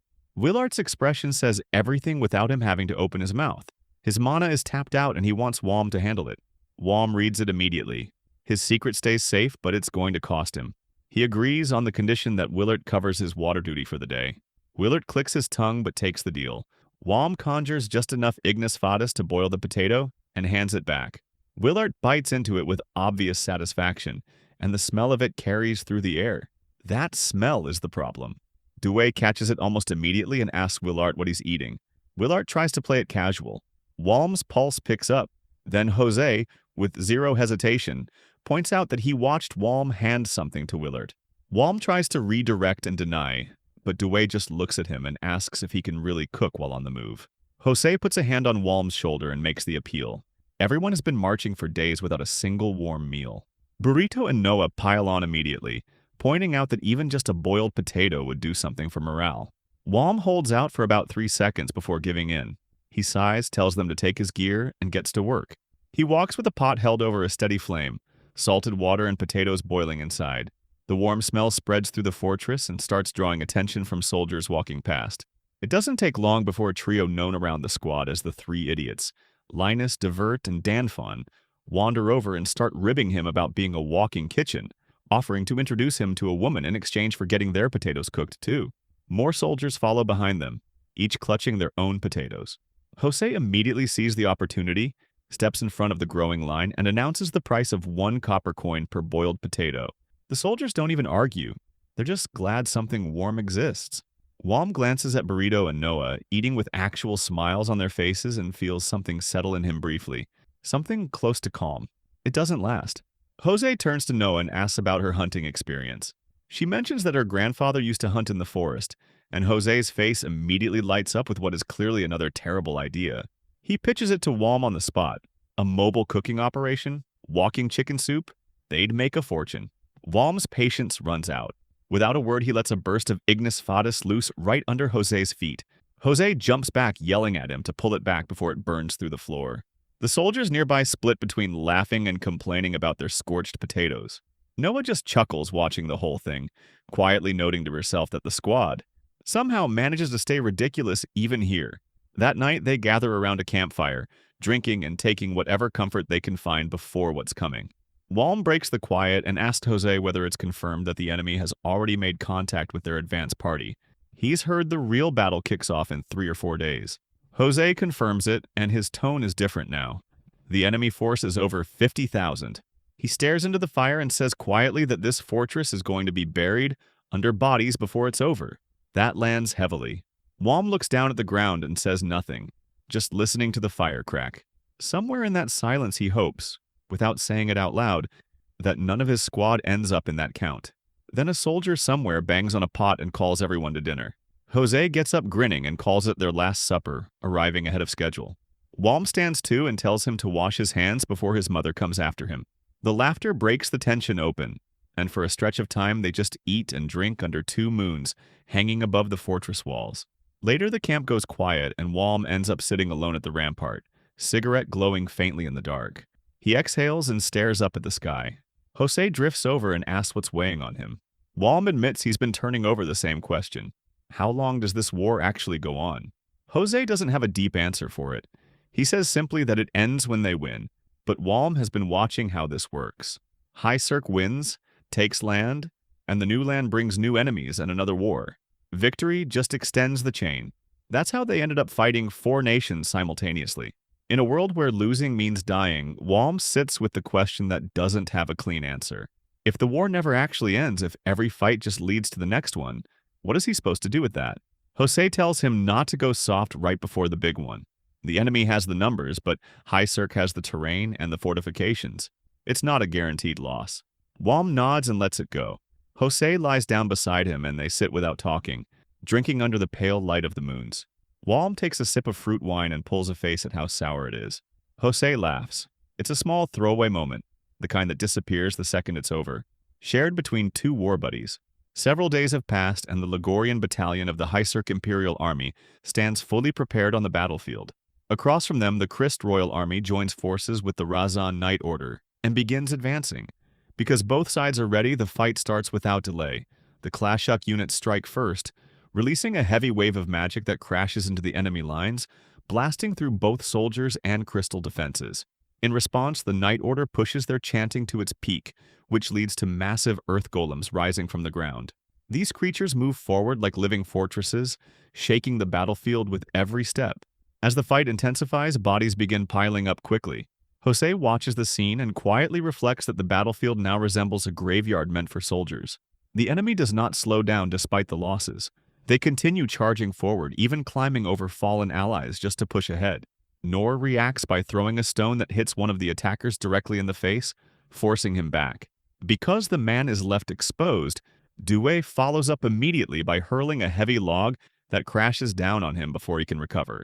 While this section manages to hold its ground, Walm notices that a nearby bastion is struggling. The defenders there are losing control, which creates a risk of collapse if nothing changes. Due quickly responds to this by instructing Walm to prepare a fireball. As Walm begins gathering flames in his palm, someone calls out to him. A messenger arrives, and this sudden interruption creates a sense of unease. Jose tries to lighten the mood by hinting at some unexpected assignment, but Walm remains serious and moves to meet the messenger. The report confirms his concern. The enemy is close to breaking through the right side of the rear line. Because of this threat, the commander has ordered Walm to stop their advance using Ignis Fatuus. Walm reacts with slight frustration since this task once again involves dealing with overwhelming firepower, and Jose adds a remark that makes it sound more destructive than controlled. Even so, the urgency leaves no room for delay. Guided by the messenger, Walm rushes toward the rear. When he arrives, the situation appears worse than expected. The defenders are exhausted, and their formation is already starting to collapse under continuous pressure. Below the slope, enemy forces gather in large numbers, focusing everything on a single breach point. If that position falls, the entire bastion will follow, shifting the battle in the enemy's favor. Understanding the risk, Walm immediately prepares to act. He takes 2 shields and gets ready to use his magic. In this world, tight formations usually help soldiers survive close combat, but against Ignis Fatuus, such density turns into a deadly weakness. After putting on his demon mask, he releases the blue flames. The fire spreads rapidly, moving like a living force down the slope. As a result, chaos erupts among the enemy ranks. Their screams fill the air as panic spreads. Some try to escape, but the flames catch them before they can get away. The fire clings to both armor and flesh, burning through everything without stopping. It consumes them completely and leaving behind collapsing figures and the strong smell of burned metal and bodies. From above, Walm observes the destruction caused by his magic. Because his face is hidden behind the mask, he feels detached from what he has done. Without that sense of identity, fear and guilt no longer affect him, and he continues seeing himself only as a soldier carrying out orders. After returning, his commander acknowledges his actions. Walm accepts the recognition briefly and leaves without engaging further. The damage from Ignis Fatuus turns out to be severe. The Libertoa and Christ forces suffer the most, losing around 100 soldiers instantly with many more injured. Because of these heavy losses, the Alliance of 4 Nations is forced to retreat for the time being. In the trenches, the surviving soldiers are left covered in burns, their bodies shaking and their expressions empty from what they have experienced.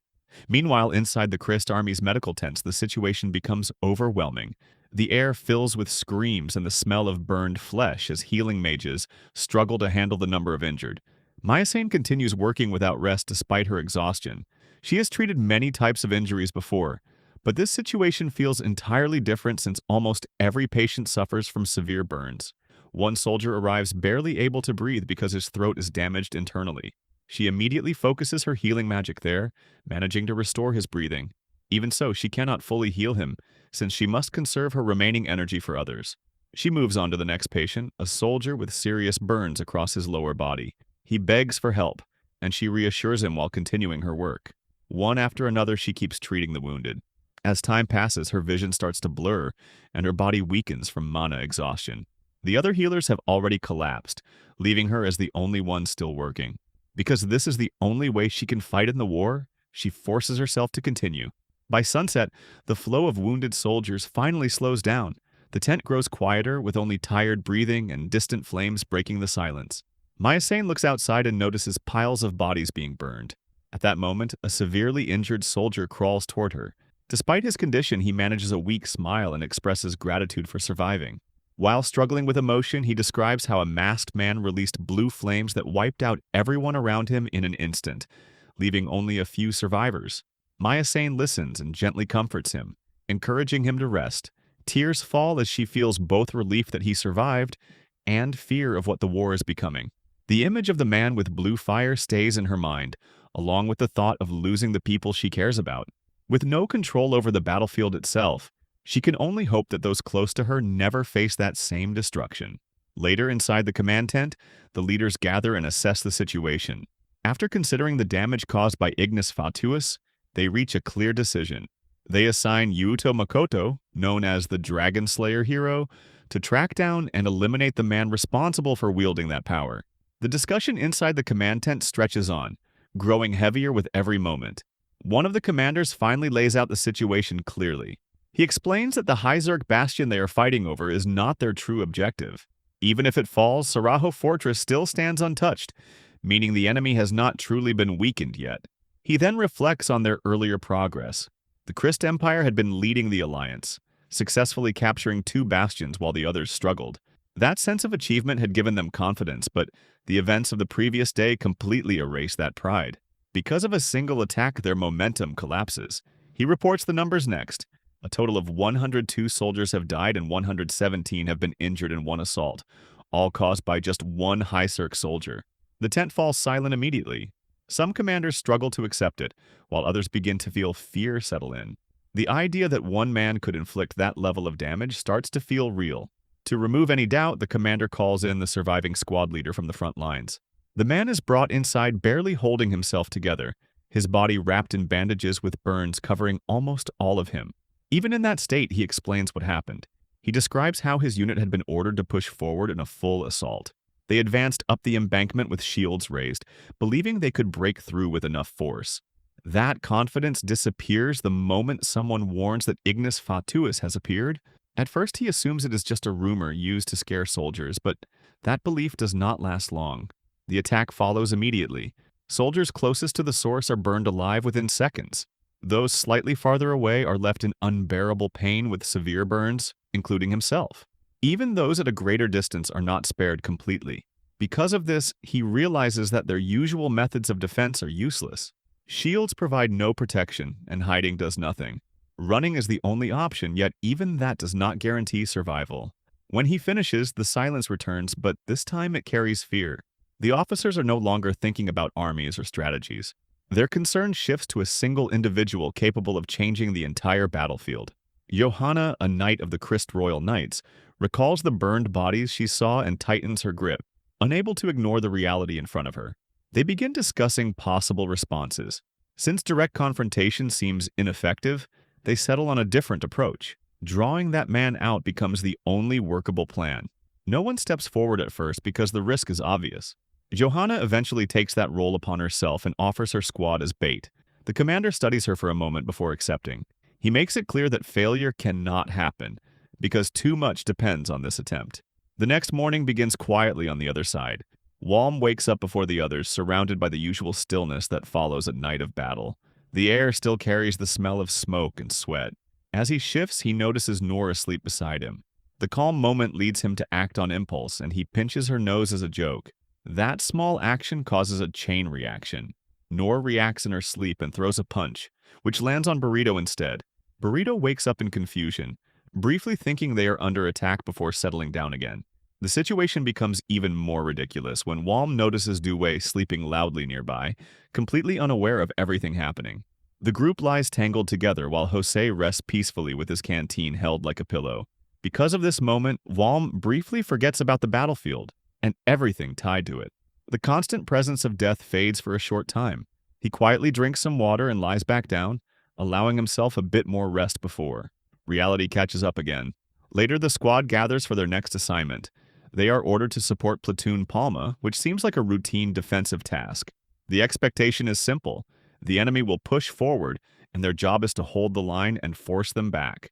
If things become critical, Walm is expected to use Ignis Fatuus to eliminate the threat in one decisive move. Each member receives a role. Walm is instructed to conserve his mana until it is truly needed. Jose takes responsibility for watching over the less experienced soldiers. Willard is assigned to support Walm with magic, while the rest are told to look for weaknesses and strike when opportunities appear. The squad responds with energy and moves into position.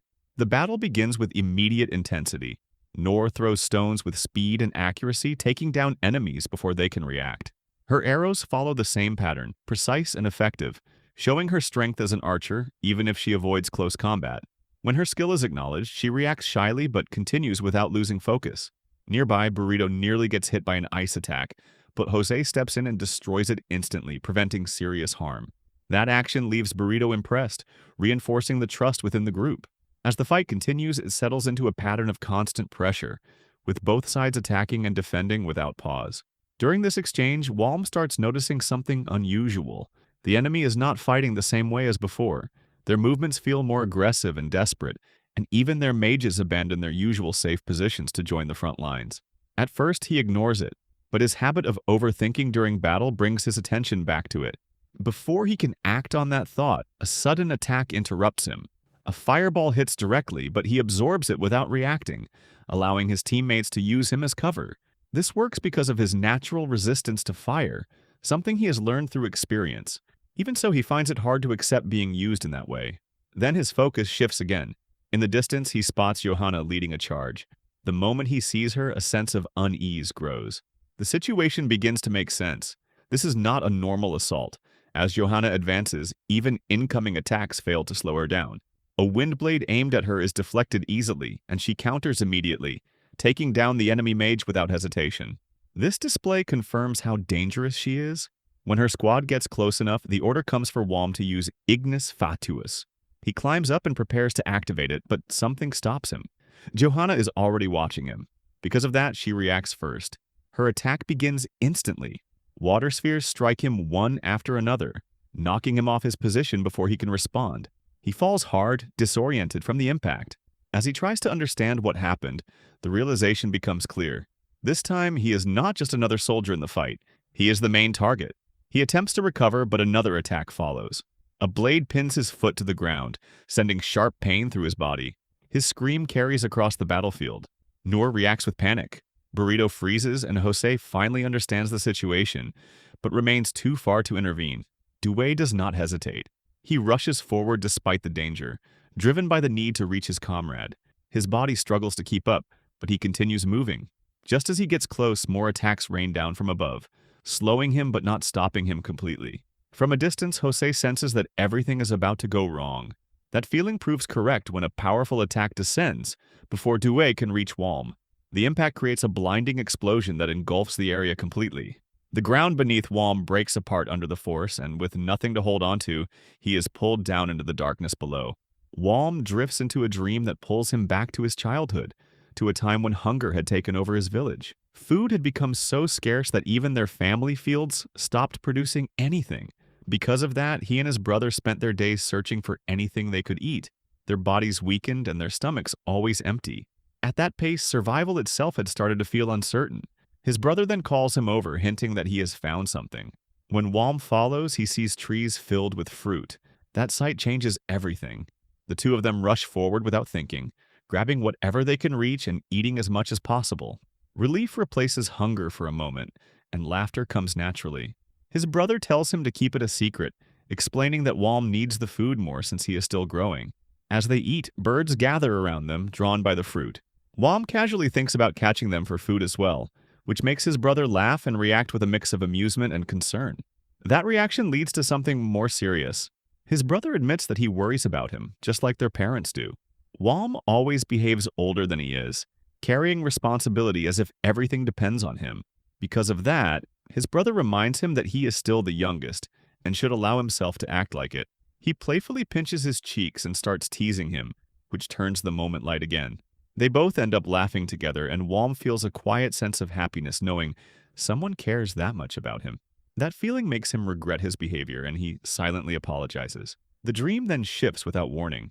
He finds himself walking through a city at night, back when he was still living as Rizzo in Japan. The lights flicker in the distance, but something feels wrong. A sense of unease grows as he realizes he has forgotten something important. That missing piece suddenly becomes clear. Yoraizo Takamura is dead. Because of that realization, a portal opens beside him, filled with shifting darkness. Voices begin calling out, urging him to step forward. Instead of resisting, he moves toward it and jumps in. That action brings him back to reality. Walm wakes up buried under rubble, his body overwhelmed with pain. He forces himself to move and checks his condition. His foot is badly damaged, several of his fingers are broken, and one of his eyes no longer works. The attack has burned through part of his face, but the dirt covering him has reduced the damage just enough to keep him alive. As he looks around, he understands where he is. He lies in a ditch filled with corpses. Soldiers from Hyzerk, including his own comrades, are piled together like discarded objects. The smell is overwhelming, but that is not what affects him the most. Recognizing familiar faces makes everything worse. The reality settles in when he sees his squad. The three who always caused trouble lie motionless, their eyes missing. Nearby, he finds the rest. Noor, Burrito, and everyone from Due's squad are gone. Because of that, the weight of everything crashes down on him at once. He drops to his knees and lets out a broken scream, unable to hold anything back. He remains like that for a long time, until there is nothing left to release. When he finally stands again, something inside him has changed. The battlefield around him is no longer active. The fortress is in ruins, and the front line has turned into a silent graveyard. What was once chaos has now become stillness. He notices the flag of the Four-Nation Alliance nearby, which suggests the enemy has taken control of the area. In the distance, faint lights can be seen along the walls, along with a black banner. That sight makes him consider the possibility that his own side has retreated there, though even that thought carries uncertainty. His attention returns to the bodies. The condition of the corpses reveals something disturbing. Many of them have been mutilated, especially their eyes. That detail reminds him of something his brother once told him, that those who lose their eyes before death are unable to find peace and are left wandering in darkness. The idea makes the scene feel even more cruel. Because of what he sees, he begins questioning the nature of the war itself. He wonders why such acts would be done, even against enemies. The thought that war should have limits crosses his mind, but it does not stay for long. A bitter realization follows. He remembers his own actions, how easily he has taken lives, and how little hesitation he has shown. That memory makes his earlier thought feel meaningless. He understands that death does not follow rules. It comes suddenly and without exception. That is the reality he accepts. In this world, survival depends on killing before being killed. As he processes this, two enemy soldiers approach the ditch. They seem to be part of a patrol and notice him moving. Because of his condition, they mistake him for something less than human and approach carelessly. Walm remains still, lost in his thoughts, questioning what keeps him alive. That question circles in his mind until an answer begins to form. Whether it is duty, revenge, or something darker, it gives him a reason to move. By the time the soldiers get close, he is no longer passive. He attacks without warning. His blade cuts low, severing both of one soldier's feet instantly. The man collapses, and before he can recover, Walm finishes him. The second soldier reacts and charges, but Walm catches the weapon directly and takes control of it. The fight ends quickly and violently, leaving nothing behind but silence again. Afterward, he looks up at the sky and thinks about Ignis Fatuus, the blue flame he commands. The idea is that if he uses it now, it might serve as a signal. Maybe it could guide those who died, especially his comrades, out of the darkness they are trapped in. At that moment, something nearby begins to move. The demon mask he once used lies within reach, almost as if it is calling to him. He picks it up without hesitation. With that decision, Walm raises his hand and prepares to summon his flame once again. Here I am.